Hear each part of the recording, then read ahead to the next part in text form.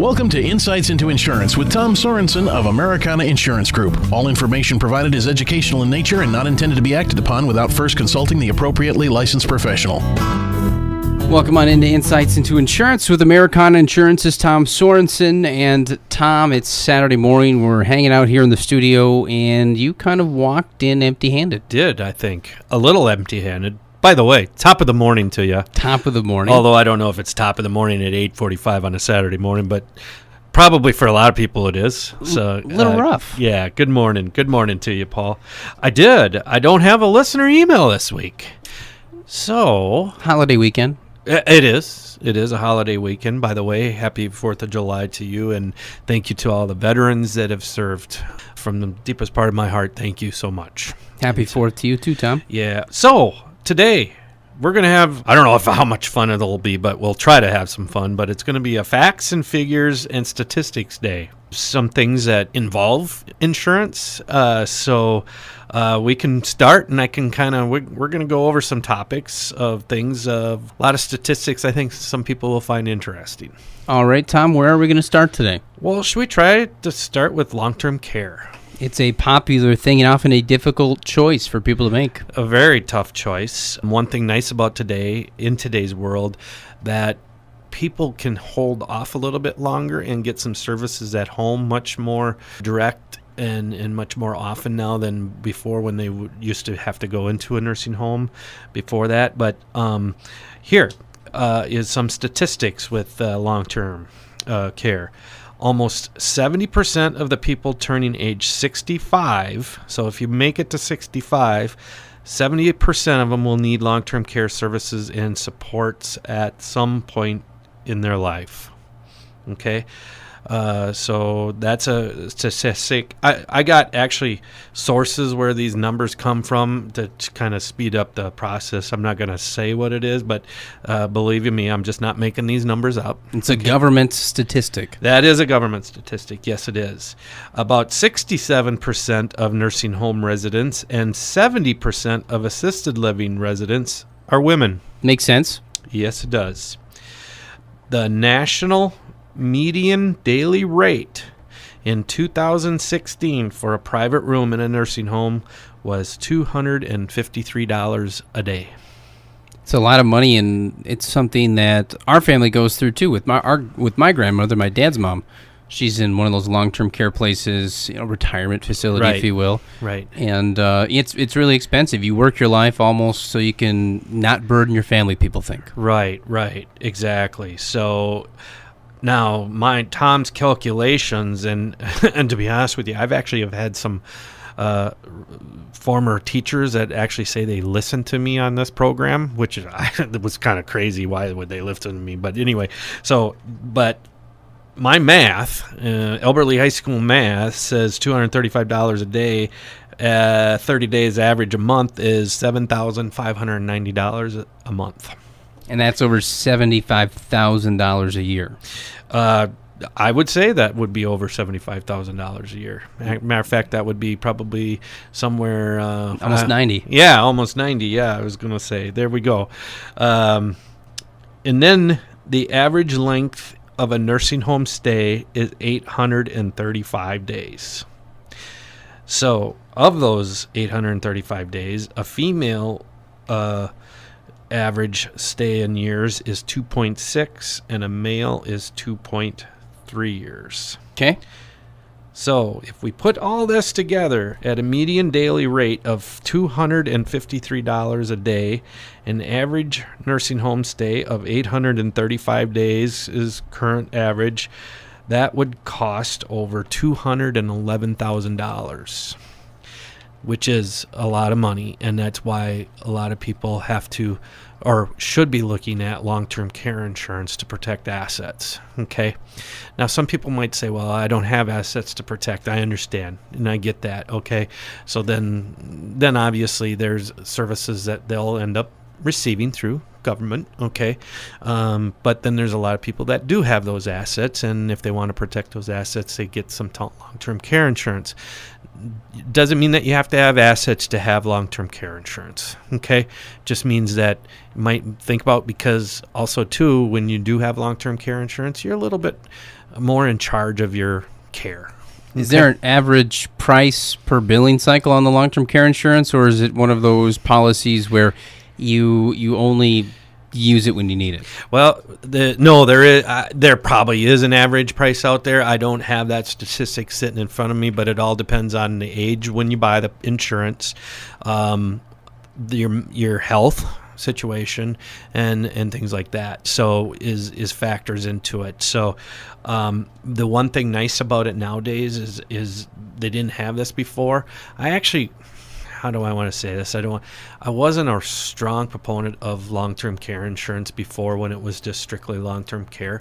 Now we have a policy out there that you can buy life insurance and long-term care all in one policy.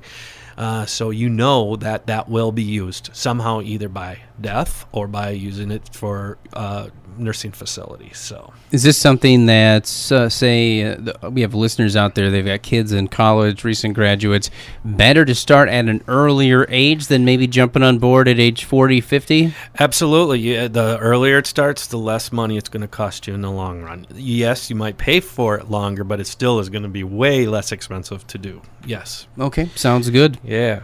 So the next thing is, I bet you, Paul, you're thinking, what are my odds of dying from a hailstorm? Think of it every day. I thought you did. Okay. Well, recently with all the hail, actually, I have thought of it. I had a run through one the other day, and it was it wasn't bigger than pea, but it wasn't a marble. Yeah. Maybe a dime or something. Okay. Those hurt. Well, that explains a lot then. Last pock week marks, you yeah. said.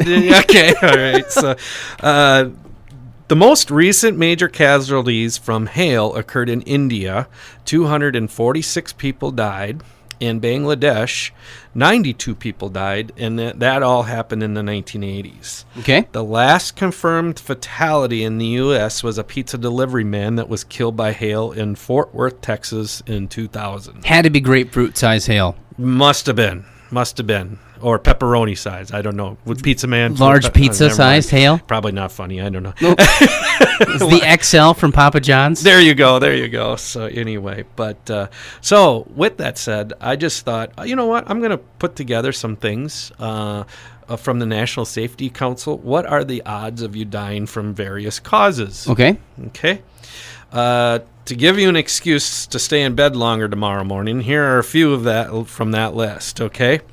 And a few of my own additions. Heart disease and cancer, chances of dying is 1 in 7. Pretty good chance of that. Yep. Unintentional poisoning, 1 in 96. I want to know who the 96 people are they talked to on that one. I don't know. I don't know who they talked to. Someone but with a mustache and again, curled up. Yeah, there you go. Intentional self-harm. Obviously, I think we know what that is 1 in 95. Motor vehicle incidents, 1 in 114. Now, it goes up if you're a car occupant, 1 in 645. Okay.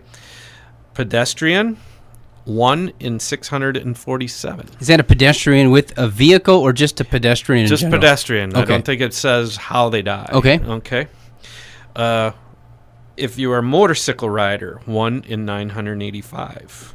I actually thought that would be a statistic closer to the car, but I guess probably, I don't know, probably just because there's less motorcycles. I don't know. Just a chance of a fall, dying from a fall, is 1 in 127. Okay. Assault by a firearm, 1 in 370. Firearm discharge, 1 in 6,905. I'm guessing that must mean accidental discharge. Okay. That's what I'm taking it as too. Okay. And again, these are from National Safety Council. They don't get into, they don't really define it. Yeah. Sure. So okay. Unintentional drowning, 1 in 1,188. Life jackets. It could be. Right, exactly. Exposure to fire, flames, or smoke, 1 in 1,498. Okay. Bicyclists, 1 in 4,486. Air and space transport incidents, 1 in 9,821. So I guess they probably put airplanes, everything that you know. Space shuttles. Yeah, like shuttle, we had people Challenger, die during- yeah. right. 86. So, 88. And so, well, I'll tell you what, Tom, while we're thinking of the air and space, we're going to take a quick break in 30 seconds.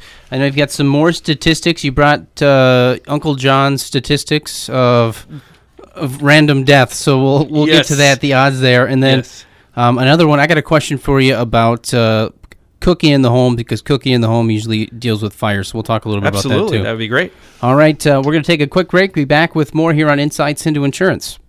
Take us out to your ball game. Take us out to the crowd. We sell insurance for most anything. Who'd have guessed that the A-team could sing for its root? Root for good coverage. Americana's more than a name. For its 377 2000 for the insurance A-team. You'll be singing too when you see what the A-Team and Americana Insurance can do for you. Let's take it from the top again. I think the rest of you were out of tune.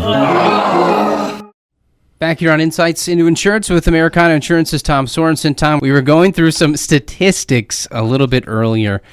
So basically what you were saying is we are safer on a space shuttle or airplane than we are more or less walking or driving a vehicle. I guess that's kind of what they're probably saying, aren't they? Yeah. You'd think it'd be the other way around, but yeah, in reality... right, exactly. So just a few more here is contact with hornets, wasps, and bees is 1 in 63,225 people. Okay.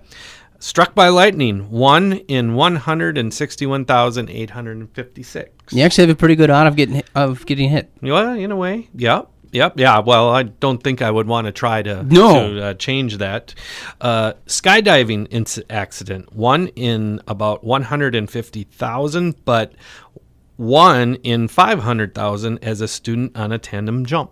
Oh, that's good odds. Matter of fact, Angela from our office just did that. Really? So, yeah. So it was a good time for her. Welcome back, Angela. Yeah, she made it. She wasn't the one. She wasn't the one. A lot of people cook. So my wife, not a huge cook. She leaves it up to me. But a lot of times when you're cooking, you forget about it. And there's some pretty weird odds here when it comes to starting a fire. When it comes to cooking even, right? Right, there is. So I wonder what the chances are of you being hit by hail and cooking and having a fire all at the same time. But pretty good, yeah. Okay. Number of home fires your household can expect in an average lifetime is 5. Now, that doesn't mean big fires. It just means 5 fires. Okay? Yeah. Burn the chicken. Yep. Chances your household will have a reported home fire in an average lifetime is 1 in 4. 25%. 25%. So a reported one. So basically, hey. Big enough. Yeah, where we might need to have the fire department come. And there's some other things here, but 95% of homes are insured. That's from the Insurance Information Institute. So there's some other statistics with that how many get injured in a fire and things like that. But the next one I kind of want to get to a little bit here. So all right. The next item I want to talk about is disability. According to the Council for Disability Awareness, the average worker has a 30% chance of becoming disabled. 12% of the population receives disability benefits. 1 in 8 workers will be disabled for at least 5 years during their working years. An illness or an accident will keep 1 in 5 workers out of work for at least a year before the age of 65. It's 20% of the workforce. It is, 20%.